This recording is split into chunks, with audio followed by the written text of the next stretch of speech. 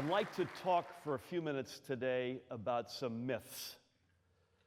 Some, in my opinion, some very dangerous myths. But before I do, I want to give you a little bit of a sense of who I am.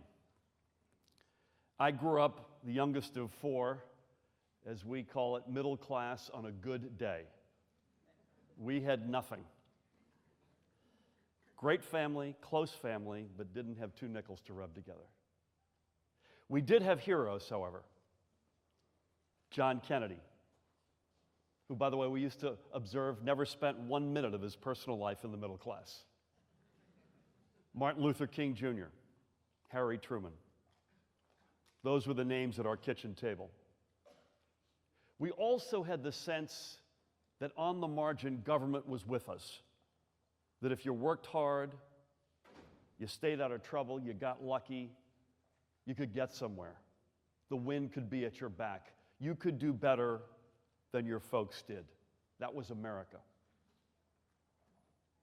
So not only do I come from the middle class, but as importantly, philosophically, I'm a card-carrying member of the school of thought that as the middle class goes, so goes the whole society.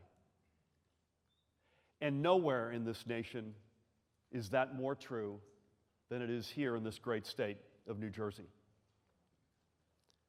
It's why my wife and I recently founded, as Vinny alluded to, New Start New Jersey.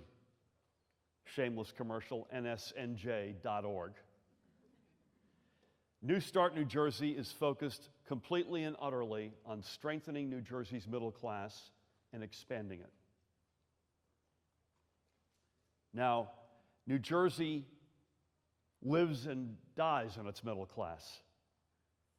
I'm strongly of the opinion that if you can get confidence and stability and security back in the middle class, New Jersey doesn't end up any longer as number 45 out of 50, or 48 out of 50, or 50 out of 50, depending on what measure you look at, but back to our rightful place at the top of the heap. So that gets me back to the myths. I travel around the state literally almost every day, and I meet with and listen to folks of all shapes and sizes.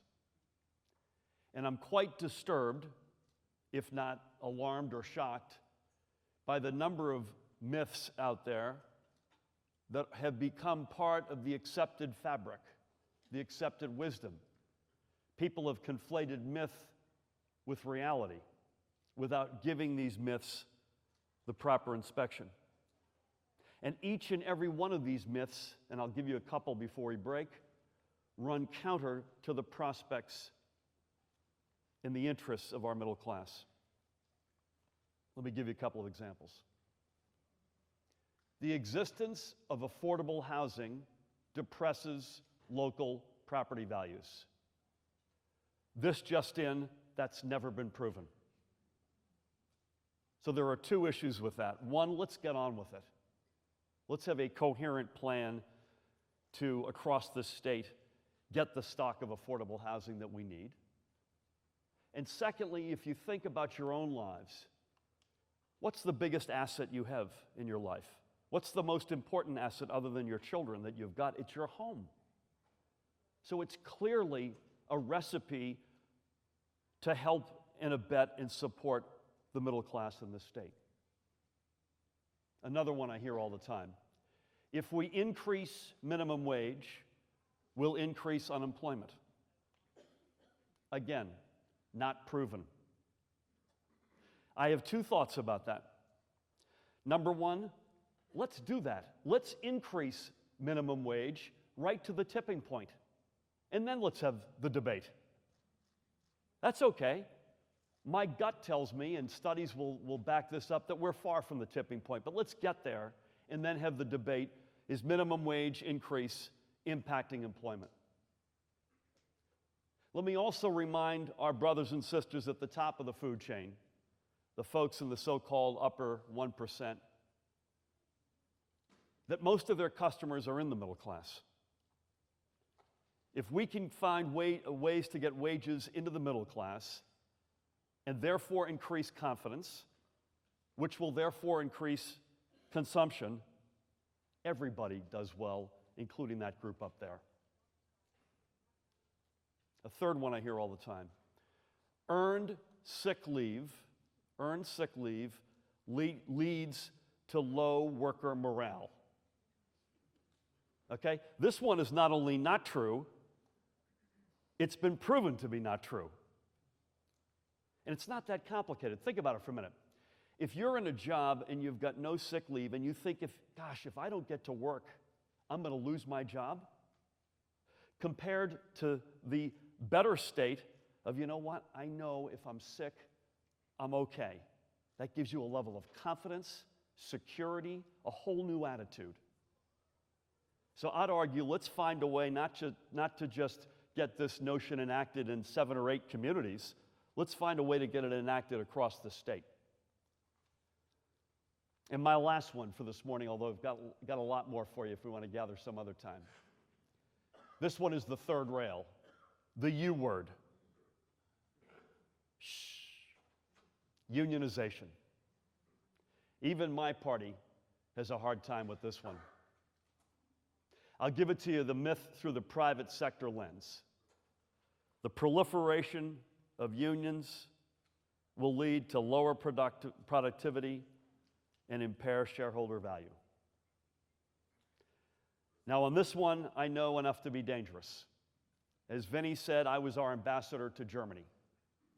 Germany has a completely different take on unions.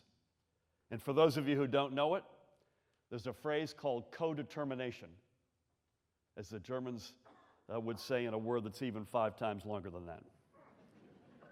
The board of directors of each company is split evenly between representatives of management and representatives of the union. How's Germany doing? What ruin has Germany come to based on this model? How about their percentage of their economy that is represented by manufacturing is double what it is in the United States? 2 times. It's part of what they would call the social market economy. I've got a phrase that I think is more accurate. Inclusive capitalism. That we're capitalists, let there be no doubt about it, but we're all in this together. We make decisions together, we rise, we fall together. And by the way, again, for that group up there that's really worried about whether or not this is going to ruin all their crazy wealth, Germany has as many billionaires per capita as we do. So the proof is in the pudding. I also want to remind everybody, and let's never forget this, that the union door was the door through which so many of our moms and dads and uncles and aunts and grandparents walked through into the middle class. Let's never forget that. So I've given you 4 myths. Bless you. None of which, they're somewhere between not true and the opposite being true. Housing, so essential to a prosperous middle class. Wages, the confidence that if you get sick, you've still got a job. And you know what? Unions do a lot of good. Do unions need to be in a 21st century mindset? You betcha. It's a new world out there, but many of them are already. But they're important. So I suspect as we break that you fall into 2 camps. Camp A is you agree with me. And if you do, I'd ask you to come along with us. Let's do something about this. Let's not just debunk the myths, but let's put some policy in place, which I think we could turn the prospect, the trajectory of our middle class, if we did a collection of these things, on a dime. Instant game changers. I suspect there's another group of you out there who remain skeptical, and that's okay. But do me a favor, don't rely on the myths to answer your skepticism. Don't take a 2-dimensional pass at this. Take your time to look at the facts and understand the actual reality.